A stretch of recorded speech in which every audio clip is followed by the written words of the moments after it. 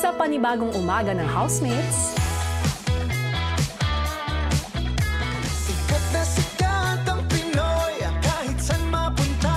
Kitang-kita mo naman ang kagalingan, no?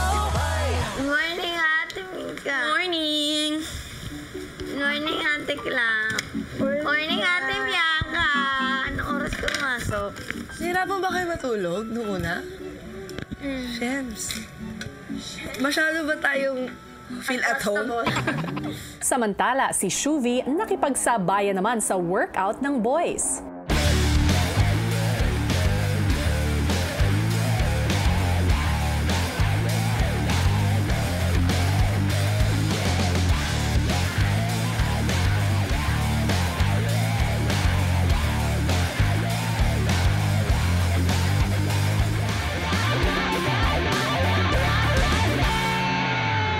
Sa kitchen, mas kinilala naman ni Brent si Cyril. Marami naman Kayo na. magkakapatid, Sai? Tatlo, di ba? Tatlo. Panganay ka ba?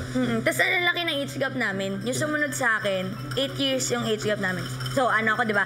21 ako. So 12 yung sumunod. Tapos yung sumunod sa kanya, 6. Kaya sobra talagang motherly ko.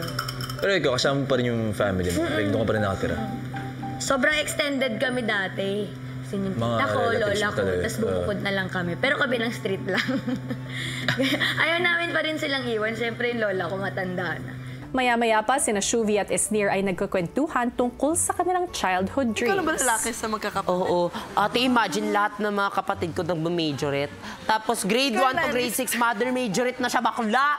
Ako grade 1, nilagay ako sa snare drums. Hindi ko talaga siya kaya kasi hindi pang bakla yung drumstick. Uy, ako din! Baka pero yung papa ko yung trainer. Ganyan. Tapos like, kaya napangalan ako after is snare drums. Ah, yung isneer na. Oo. Nung bata ako, ugly duckling talaga ako, babe. Kay mga naman anak ko, mag-majorate ko, ayun sila, ade, Iris ka. Simto.